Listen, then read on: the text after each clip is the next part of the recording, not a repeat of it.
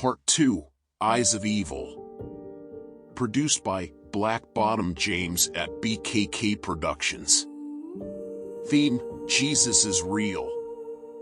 One day in February 1978, he came to me asking me the same question as in the previous encounters, but this time, being still depressed over the loss of my car, I exclaimed, emphatically, okay, I'll do it. Rather hurriedly, with that announcement, all things changed expeditiously.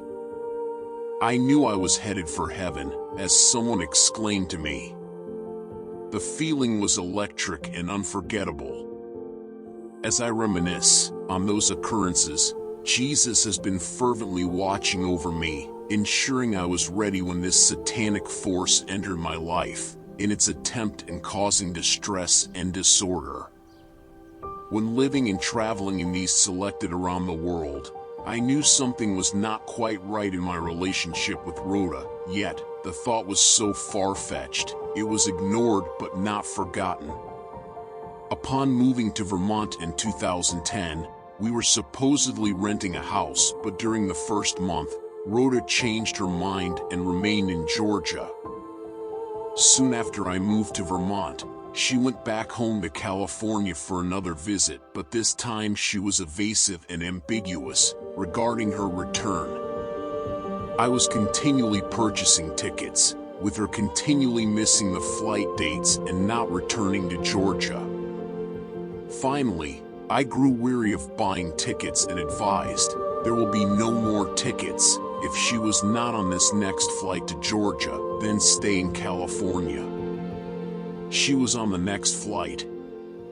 Her plan was to remain in California, not returning to Georgia. Well, I guess something changed. I'm pretty sure there were reasons related to her extended stay in California to this satanic cult and the relationship with her high priest friend. By this time, they had built a relationship with this occult leader and was definitely coercing her to move and becoming a member of the organization. This is what caused Rhoda to delay on her return to Georgia and remain in the dark both physically and literally until 2019. By this time, she had relocated to Denver and proceeded to place some light on the subject. She never ever provided all the information except I was the real target and they were ready and prepared for me. However, the most important issue was unanswered and probably not questioned. When did all this start? I can remember so many incidents possibly relating to all this, such as her sister, Larson, previous employer, had his doctorate in herbal medicine and he treated many people on the phone. His name was Albert. The first dropped by one time, as a patient, I had been treated for diabetes in Kuwait a couple of years earlier and he said I did not have diabetes after performing this test on my arm without performing any normal glucose testing. He was very emphatic and absolute regarding his diagnosis. I just wondered if this could have the results of something this satanic cult place upon me. Although medical testing today states I do have diabetes. Rhoda stated she had no contact with the cult as they had somehow tried to purchase a car using her name and stolen identity. However, she was determined not including the police in resolving and prosecuting of this issue. I think I saw something in her all those years indicating this cult did not totally have control over her. This was displayed in the way she loved her parents and the reverence and admiration she had for her dad. Her dad was the one who spoiled her from her days as a toddler. However, she was always within reason of command and control by her dad, yet having that link to her heart. There is no way she could or would have relinquished the connection within her to him. He was the one who summoned her attention and ruled her ways whenever he needed his compassionate and considerate heart and overwhelm hers by his calm and temperate demeanor, She totally controlled his meticulous structured and discipline over her. When he died, she wanted to be by his side and was so troubled and anxious when she was not there to say goodbye.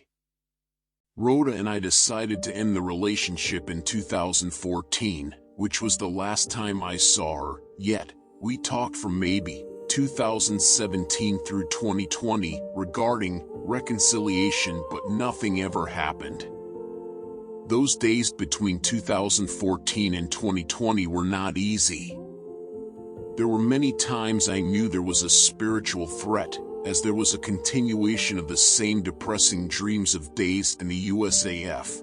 Not that my real time in USAF was anything but great, but I was always homeless, looking for a place to stay. These dreams finally dissipated only a year ago, but there are still reoccurring dreams regarding Rhoda continuously, even to this day. Like many things, in the past 10 years, there is no proof of any satanic cult influencing my life, as I never met them. Only Rhoda knows the real truth, including so many memories of the years we had together.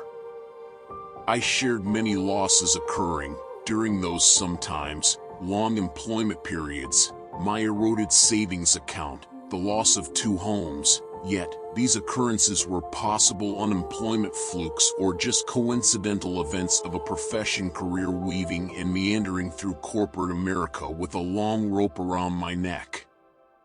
However, there is no convincing evidence, but the resulting events displays clandestine activities was evidences of their involvement, but I know the resulting activities of this cult, discreetly, causing chaos and anarchy and having an active part of making my life financially miserable. Maybe Rhoda played a role. Without her providing information and providing in-house access, it would have been very easy. However, Jesus was also there with me, which is the reason I think I survived with no other damage besides the health issues between September 2016 through April 2017. An attempt was made permanently take me out. Yet this was not the plan Jesus had for me, remaining in control with his power and authority over all. They were able to destroy my financial world, but the most critically past of my mission, exclaiming to all, Jesus is real. For Rhoda, I can see her being manipulated and defined by this episode in her life, as she would be easily controlled by such a dominating spirit of evil, but never fully consuming her, but employing her and controlling me, which is what she stated were their intentions. I don't know why I would be such a prize of their collection, but I was the trophy in their case. Rhoda and I had been together for over almost 20 years, off and on, and we introduced plans of marriage, but it seems there were always little pesky bits of irritating lingering around.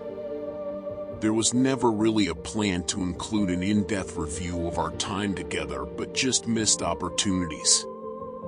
One thing that kept our interest in each other was music.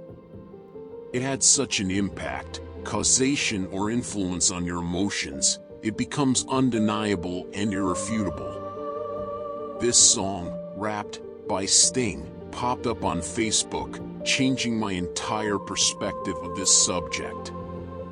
Playing this song always reminded me of emotions from the past. This song immediately brought back long past emotions affecting changes in the domain of this topics, creating many questions. The reminiscences of this song entangled my feelings for her, causing a forgetfulness of even the bad times, when things were great and there was only the remembrance of love. The love we had for each other was genuine and factual. Although, this issue of satanic worship jeopardized the entire relationship, not from the beginning, I don't think, but definitely, the end. It started while we were both married and continued on for all those years. I knew this was the wrong path chosen, but the reins were never broken, even after many times of trying and moving 1,000 miles away.